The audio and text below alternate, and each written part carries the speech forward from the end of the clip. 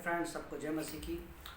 आइए आज के वचन में चलते हैं और आज का जो विषय है कि क्या मसीह लोगों पर या क्रिश्चियन लोगों पर भी शैतान अटैक कर सकता है या उनके अंदर दुष्ट आत्मा हो सकती है या आ सकती है। एक बहुत बड़ा सवाल है, क्योंकि बहुत सारे लोग हैं जो भले चर्च में नहीं जाते हैं और अपने आप को मसीह कहते हैं या त्योहारी लाल इतवारी लाल हैं, और वो कहते हैं कि हम तो प्रभु के लोग हैं और हम पर कभी अटैक नहीं हो सकता है। तो आइए हम लोग प्रभु का वचन को आज देखेंगे। इस विषय को मेरे साथ निकालेंगे उत्पत्ति की पुस्तक, उसका 4 अध्याय का 6 से। तब यहोवा ने कैन से कहा, तू क्यों क्रोधित हुआ और तेरे मुंह पर उदासी क्यों छा गई है। 7 वचन में लिखा है, यदि तू भला करे तो क्या तेरी भेंट ग्रहण ना की जाएगी, और यदि तू भला ना करे तो पाप द्वार पर छिपा रहता है और उसकी लालसा तेरी ओर होगी और तो उस पर प्रभुता करेगा। आइए दुआ करें। महान और जिंदा परमेश्वर, हम प्रार्थना करते हैं कि आपका महान दया, महान अनुग्रह आपके बच्चों पर होने पाए, और जब इस विषय को पिता हम बात करते हैं प्रभु जी की, तो आपका आत्मा, पवित्र आत्मा कंट्रोल करे और इस गहरे भेद को हमारे बीच में बांटे। यीशु के नाम से मांगते हैं, आमीन। तो यहाँ पर हमने क्या पढ़ा मेरे प्रियो? 7 वचन में 4 का 7 में उत्पत्ति, यदि तू भला करे तो क्या तेरी भेंट ग्रहण ना की जाएगी, और यदि तू भला ना करे तो पाप द्वार पर छिपा रहता है और उसकी लालसा तेरी ओर होगी। पाप द्वार पर छिपा रहता है। और प्रभु यीशु ने भी कहा कि चोर किसी और काम के लिए नहीं, वो चोरी करने, घात करने, नाश करने आता है। शैतान इस ताक में रहता है कि कब किसे फाड़ खाए। ऐसा नहीं लिखा है कि मसीह लोगों को तो फाड़ नहीं सकता है, अन्य जातियों को फाड़ खाए, नहीं लिखा है। वो उस ताक में रहता है कब किसे फाड़ खाए। आइए हम लोग एक वचन को देख लेंगे, और वो वचन आपको मिलेगा 1 शमूएल और उसका 16 अध्याय, और हम उसका 14 वचन को थोड़ा पढ़ लेंगे। यहोवा का आत्मा शाऊल पर से उठ गया और यहोवा की ओर से एक दुष्ट आत्मा उसे घबराने लगा। और यहोवा का आत्मा शाऊल पर से उठ गया। यहोवा का आत्मा, जिस शाऊल को यहोवा ने शमूएल के द्वारा अभिषेक करवाया, इज़राइल का राजा होने के लिए अनॉइंटिंग किया, अभिषेक का तेल उस पर डाला गया, लेकिन जब वो पाप करने लगा, जब उसने यहोवा की सुनी नहीं, जब उसने परमेश्वर की बात को अनाज्ञाकारिता किया, तब एक दुष्ट आत्मा उसके ऊपर अटैक करने लगा।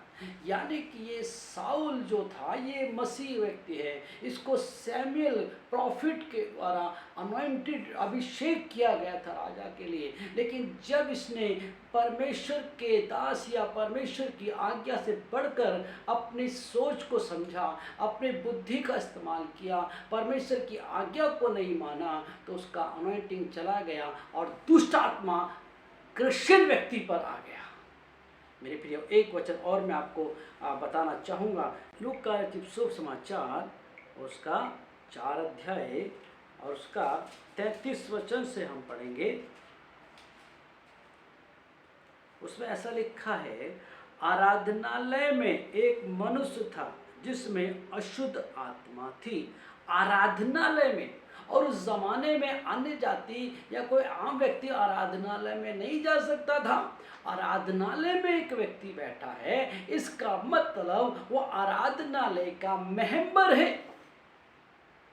यहूदी लोगों के सिवाय, या जिनको यहूदियों ने अपॉइंट किया था, यहूदी बन जाते थे, उनके सिवाय आम व्यक्ति को, अन्य जाति को आराधनालय में जाने का परमिशन नहीं था। अगर ये व्यक्ति आराधनालय में है, यानी कि ये व्यक्ति आराधनालय का मेंबर है, या यूं कह लीजिए आज के ज़माने में ये क्रिश्चियन है, और ना जाने कितने सालों से ये आ रहा होगा। लेकिन यहाँ पर एक घटना हम देखते हैं कि आराधनालय में एक मनुष्य था जिसमें अशुद्ध आत्मा थी, और वह ऊंचे सबसे चिल्ला उठा, हे यीशु नासरी, हमें तुझसे क्या काम।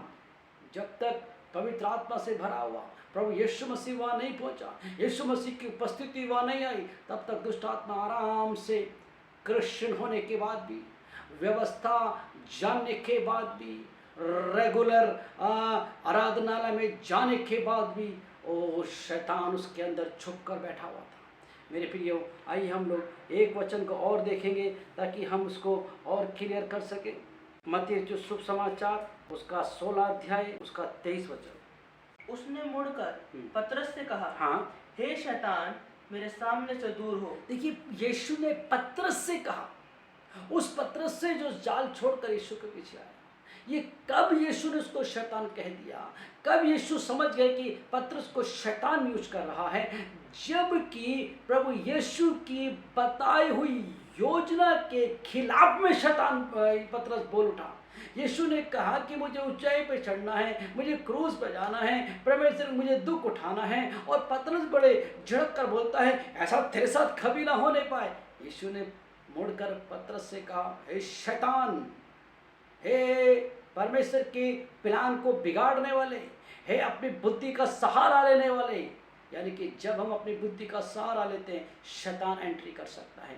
हम कितने सालों से प्रभु में हैं, कितने सालों तक रहेंगे, ये इम्पोर्टेंट है, लेकिन इससे ज़्यादा इम्पोर्टेंट है कि क्या हम प्रभु की उपस्थिति में सच में चल पा रहे हैं। क्या हमें जैसे आदम और हव्वा जो परमेश्वर से रोज़ शाम को ठंडे पहर मिलते थे, कहीं दोपहर में कोई शैतान सांप के ऊपर बैठकर हमें धीरे धीरे उकसा तो नहीं रहा। प्रभु ने, परमेश्वर ने कैन से कहा कि देख, यदि तू भला करेगा तो तेरी भेंट ग्रहण की जाएगी। जिस व्यक्ति को परमेश्वर खुद काउंसलिंग कर रहा है, वो व्यक्ति पाप में गिर गया, उसने मर्डर कर दिया। जानते हो कारण क्या था मेरे प्रियो? कि परमेश्वर ने उससे बात की, पर उसने परमेश्वर की सुनी नहीं, उसने अपने दिमाग की सुनी, उसने अपने लालसा की सुनी। और जब लालसा क्या होती है, गर्भवती होती है, तो वो पाप को जन्म देती है। मतलब ये नहीं है कि हम मसीह हैं या नहीं हैं, मतलब ये है कि क्या हमने पाप के एंट्री के सारे रास्ते बंद किए हैं। अगर आपने अपने लालसाओं के सारे रास्ते बंद कर दिए हैं, लालसाओं पर जयवंत हो गए हैं, तब तो शैतान आपके पैरों के नीचे है। क्योंकि रोमियो कहता है कि तुम्हारे आज्ञा मानने की चर्चा फैल गई है और परमेश्वर शैतान को शीघ्र तुम्हारे पैरों तले कुचलवा देगा। मेरे प्रियो, अगर आप चाहते कि शैतान हमारे पैरों तले रोंदा जाए, तो परमेश्वर की आज्ञा के अनुसार चलें, चाहे वो हमें पसंद आए या ना आए। आइए हम लोग दुआ करें।